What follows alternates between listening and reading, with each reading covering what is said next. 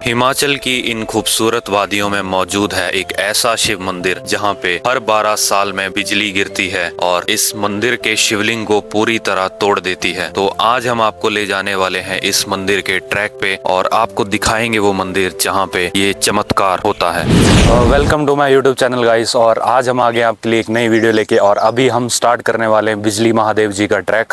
और ये ट्रैक है टोटल 2 किलोमीटर के आसपास। तो इस वीडियो में रहने वाले हैं मेरे साथ हनी, जिसको आप पहले भी जानते हो, मेरी काफी वीडियोस में आता रहता है। सो ये पूरे 2 किलोमीटर का ट्रैक है और हम अभी ट्रैक स्टार्ट करने वाले हैं। और ये कुल्लू से, मेन कुल्लू से 20 किलोमीटर के आसपास है। यहाँ पे एक धार्थ नाम का गाँव है जहाँ से ये ट्रैक स्टार्ट होता है। और पहले ये 4-5 किलोमीटर का ट्रैक होता था, लेकिन अब 2 किलोमीटर का रास्ता बन गया है, जो कि इतना अच्छा रास्ता नहीं है, बट गाड़ी आपकी चली जाएगी। तो सिर्फ 2 किलोमीटर का ट्रैक बचता है। चलिए ट्रैक को शुरू करते हैं और आपको इस वीडियो के माध्यम से मैं रहस्यमयी मंदिर के बारे में भी बताऊंगा। तो चलिए शुरू करते हैं।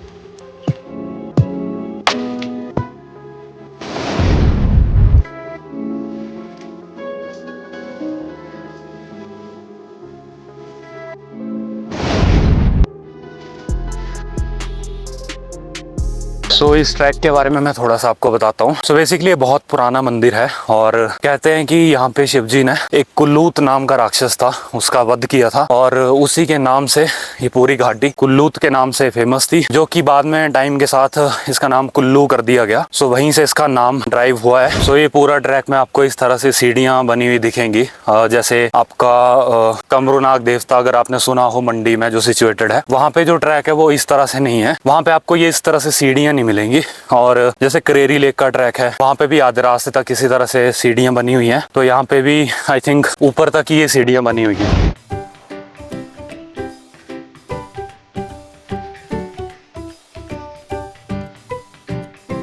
तो वैसे तो इस ट्रैक को कवर करने के लिए तकरीबन 1.5 घंटे के आसपास लगता है, पर जो लोकल लोग हैं, जैसे हम हिमाचल से ही हैं, पहाड़ी लोग हैं, उनके लिए आधा पौना घंटा काफ़ी है इस ट्रैक को कवर करने के लिए। और आपको एक और चीज़ मैं दिखाता हूँ। हम अभी हाफ बे पहुँचने वाले हैं और यहाँ से आप नीचे देखो, अगर आप देख पा रहे हो तो पूरी कुल्लू वैली यहाँ से दिख रही है। मैं बैक कैमरा से आपको दिखाने की कोशिश करता हूँ।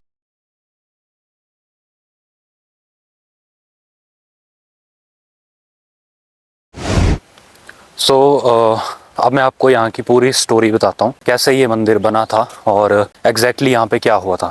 बेसिकली काफ़ी टाइम पहले एक कुल्लूत नाम का राक्षस था।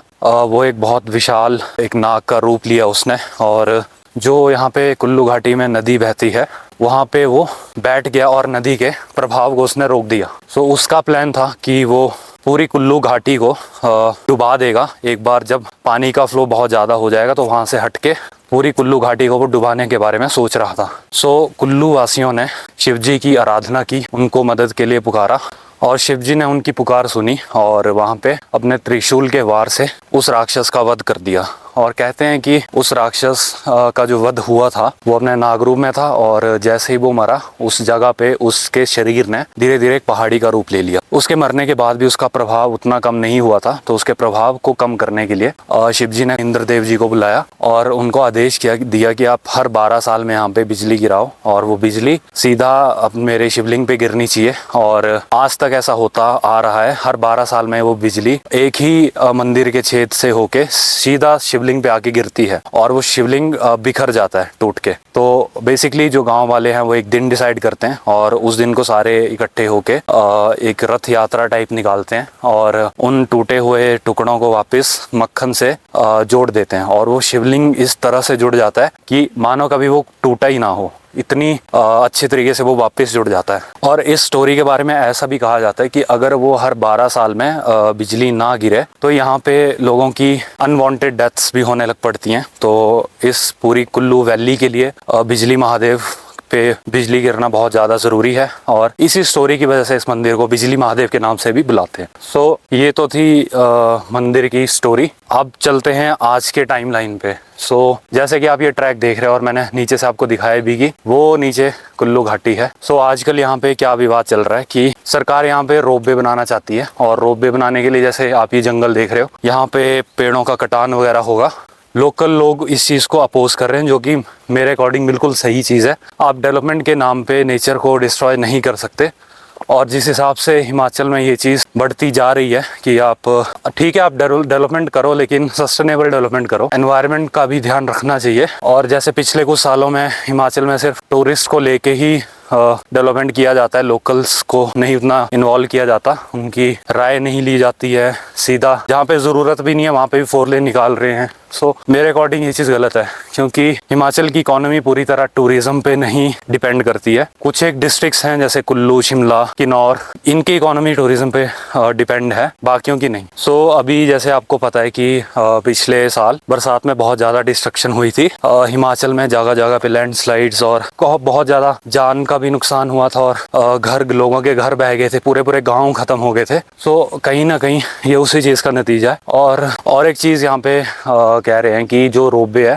ना कि सिर्फ लोकल, इवन जो बिजली महादेव हैं उनका खुद आदेश है कि यहाँ पे रोपवे नहीं बनना चाहिए, जिसको लेके यहाँ पे काफ़ी हंगामा हुआ था और लोगों ने काफ़ी स्ट्राइक्स करी थी नीचे कुल्लू वैली में भी, और बड़े से बड़े हिमाचल के इन्फ्लुएंसर ने उनको सपोर्ट किया था, इवन लोकल्स भी सपोर्ट कर रहे थे, हम जैसे हमीरपुर से आते हैं हम भी सपोर्ट कर रहे थे। और उसी का रिजल्ट था कि वो रोपवे पे स्टे लगा दी गई थी और आई थिंक वो कोर्ट में अभी भी मामला चल रहा है। और मेरे अकॉर्डिंग तो नहीं बननी चाहिए भाई, इतना भी क्या कि 2 किलोमीटर का ट्रैक भी आप कवर नहीं कर पा रहे हो और मंदिर भी आपको जाना है और सीधा मंदिर में उतरना है, ऐसे तो नहीं होता है। आप अगर मंदिर जा रहे हो तो आप अपनी आस्था के लिए आपको थोड़ा बहुत चलना भी पड़ेगा। सो मेरे अकॉर्डिंग तो नहीं बनना चाहिए। और आप सोच रहे होंगे कि बिजली महादेव जी ने कैसे बताया कि रोपवे नहीं बनना चाहिए यहाँ पे। सो बेसिकली जो हिमाचल है यहाँ पे देव कल्चर बहुत चलता है। जो देवताज होते हैं उनके अपने अपने गुर होते हैं। गुर मतलब एक पर्सन को वो सिलेक्ट करते हैं जिनके मीडियम से वो अपने आदेश सुनाते हैं, और ये क्लोज डोर्स होते हैं, ये बाहर वालों के लिए अलाउड नहीं होता है इन असेंबलीज और उन जगह पे देखना कि वहाँ पे कैसे चलता है। तो उस गुर के माध्यम से उन्होंने अपना आदेश सुनाया था।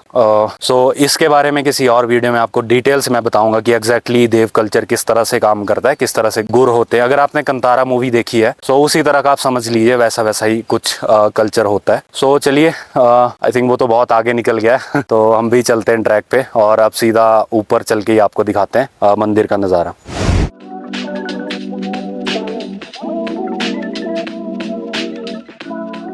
और भाई पहाड़ी चीते, थका तो नहीं? थका तो नहीं भाई? ना भाई, तू थक गया मेरे को लग रहा है। पहुंच जाएंगे आधे घंटे में, 15 मिनट में पहुंच जाएंगे। बस 15 मिनट और पहुंच जाने वाले हैं बस। सो फाइनली हम पहुंच गए हैं बिल्कुल टॉप पे, और यहाँ से बस 200-300 मीटर का ही रास्ता है। और अभी सुबह सुबह तो आई थिंक कैमरा भी अंदर ले जाने देते हैं, अगर भीड़ है तो फिर अंदर ले जाने नहीं देते कैमरा। तो मैं ट्राई करूंगा कि आपको शिवलिंग के दर्शन कराऊं। अगर कैमरा नहीं भी ले जाने देंगे मैं तो थोड़ा बहुत आपको दिखा दूंगा। बाकी ट्रैक बहुत सुंदर है और जगह जगह पे डस्टबिन भी बने हुए हैं, तो अगर आप खाने पीने का सामान वगैरह लेकर के आ रहे हो तो उनको प्रॉपर डस्टबिन में डालो ताकि यहाँ की सुंदरता बनी रहे, ये जगह ग्रीन एंड क्लीन रहे। और एक और चीज मैंने यहाँ पे चेक करी कि बीच में कटान वगैरह भी होता पेड़ों का, तो आई थिंक वो उसी रोपवे के अकॉर्डिंग किया था, बट अभी उस पर स्टे लगा दी गई है और होपफुली उसको कैंसिल भी कर दिया जाएगा। तो चलिए अब हम सीधा मंदिर की तरफ चलेंगे, और आप मेरे पीछे देख सकते हो ये रास्ता सीधा 100-200 मीटर पे ऊपर मंदिर है। तो चलिए चलते हैं।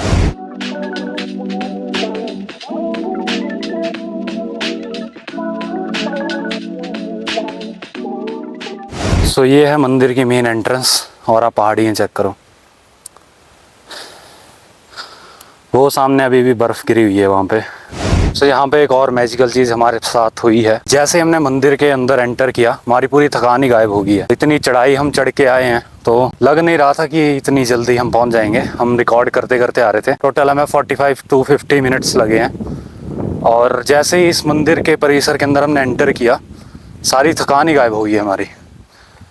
बस ये थोड़ी सी दूर पे आपको जो पीछे बिल्डिंग दिख रही है यही है मंदिर परिसर।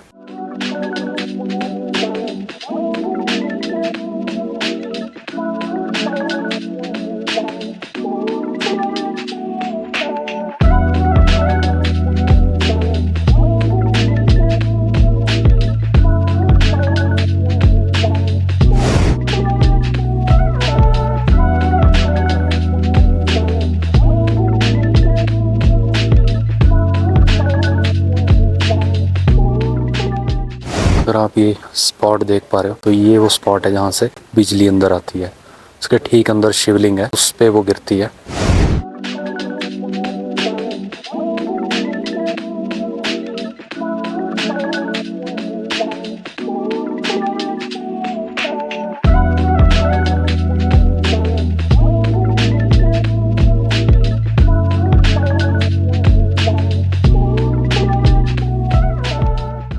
सो मेरे पीछे ये है बिजली महादेव का मंदिर और हमने दर्शन कर लिए हैं, पर अभी हम आपको शिवलिंग नहीं दिखा सकते। बट यार बहुत बड़ा शिवलिंग है और पूरा मक्खन से उसको लेपा गया है, क्योंकि यहाँ पे अभी थोड़ी देर में पूजा होगी। तो अभी पुजारी जी से बात हुई है, तो उसके बाद शायद वो हमें फ़ोटो वगैरह लेने देंगे। तो होपफुली मैं आपको वो शिवलिंग दिखा पाऊँगा। तो चलिए देखते हैं, पूजा के बाद अगर हुआ तो आपको दिखा देते हैं। बाकी भाई यहाँ से व्यू आ रहा है लाजवाब। मैं आपको यहाँ से पूरा कुल्लू का व्यू दिखाता हूँ।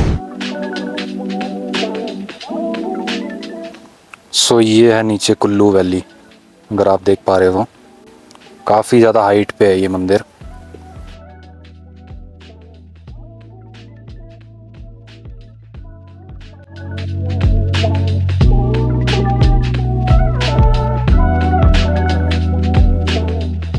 सो अभी हम वापस जा रहे हैं। सॉरी गाइस, हम आपको शिवलिंग नहीं दिखा पाए, क्योंकि आज यहाँ पे कुछ स्पेशल ओकेज़न है। यहाँ पे पूरी वैली से नीचे से लोग आ रहे हैं, अपने देवता को फूल वगैरह चढ़ा रहे हैं, पूजा वगैरह हो रही है। तो यहाँ पे अंदर फोटोज़ वगैरह नहीं लेने दे रहे हैं। अगर हम सुबह पहुँच जाते हैं 9 बजे के आसपास, तो शायद हमें अंदर जाके फ़ोटो वगैरह लेने देते। बट अगर आप यहाँ पे आ रहे हो तो आप 9 साढ़े 9 बजे तक अगर ऊपर आ जाते हो और अगर भीड़ नहीं है तो शायद आपको अंदर फ़ोटो लेने दें। अदरवाइज़ यहाँ पे कैमरा वगैरह ले जाना अलाउड नहीं। बट फिर भी मैं आपके लिए यहाँ पे इस फ्रेम में फ़ोटो डाल दूंगा उस शिवलिंग की, कि वो एग्जैक्टली किस तरह से है, ताकि आप देख पाएँ।